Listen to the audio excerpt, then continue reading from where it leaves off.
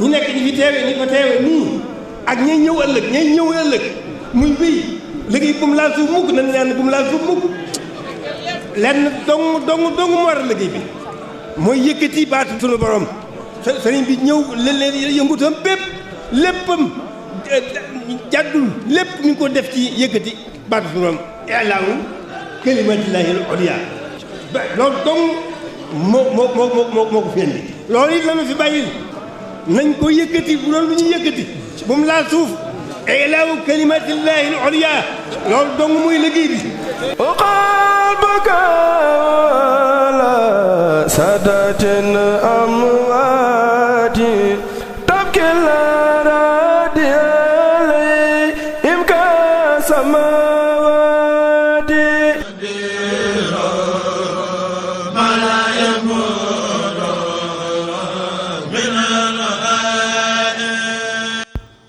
Il a toujours prôné la paix au Sénégal. Le petit-fils de Cheikh Ahmadou Bamba Khadim Rassoul a toujours donné le bon exemple devant son peuple. Un homme véridique et humble avec des qualités que nul ne peut ignorer. Le natif de Darou Kayel, Serigne Mountakha Mbacké, digne khalife général des Mourides depuis le 10 janvier 2018, n'a jamais cessé d'être un rassembleur, un généreux donateur pour la réussite et l'amélioration des conditions de vie de la population du Sénégal. Fils de Mohamedou Bassirou, il nous éblouit avec son radieux sourire toujours affiché aux lèvres. Il est facilement reconnaissable par son visage accueillant, membre de première classe du club des érudits du mouridisme. Son amour pour les khassidas est tellement exorbitant et possessif que nul ne peut nier cela. Responsable et respectueux, il est toujours publicité par les autres guides religieux de par son humilité, piété et modestie. Serigne Mountakha Mbacké borom xasida yi, Serigne Mountakha Mbacké borom mbégte bi.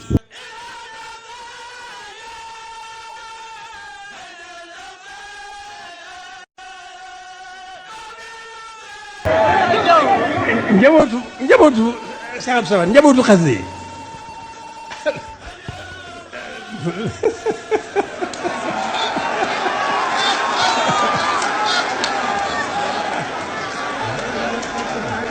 xasida yi ci xasida yi rek ci xasida yi rek lan mën a xam sëriñ bi ci xasida yi rek kenn ku mën a bëggale ci xasida yi rek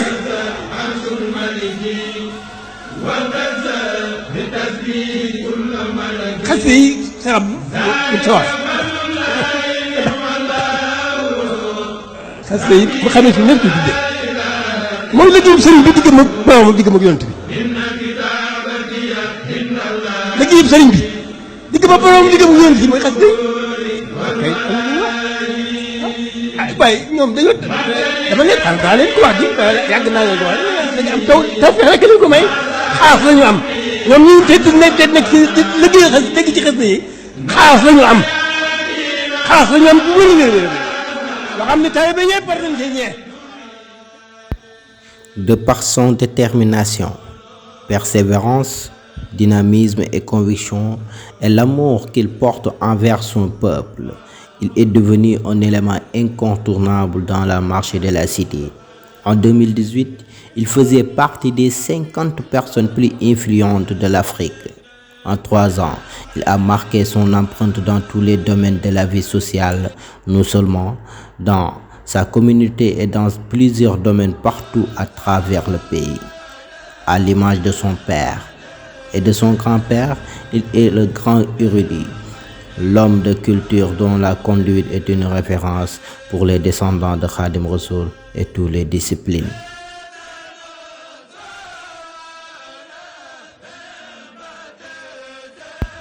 Serigne Mountakha Mbacké fu mu waxee taalibe yi déglu ko, fu mu waxee taalibe yi jàngat ci li muy wax, fi mu waxee gën a ñaax taalibe yi pour ñu gën a fonk li leen Cheikh Ahmadou Bamba bàyyil muy xasida yi. Il est l'apôtre de la paix qui octroie des soutiens financiers sur tous les domaines. Il est l'homme social. Comme on le dit, il est le digne successeur de Cheikh Al Abdoul Aziz Dabakh Malick Sy, l'ancien khalife général des Tidjanes, celui qui prônait de la paix, celui qui prônait de réconcilier les cœurs. Voilà que Dieu vient de nous le donner en la personne de Serigne Mountakha Bassirou Mbacké, troisième petit-fils de Cheikh Ahmadou Bamba Khadim Rassoul, qui perpétue le legs de son illustre grand-père Mbacké. Que le puissant vous procure une longévité éternelle.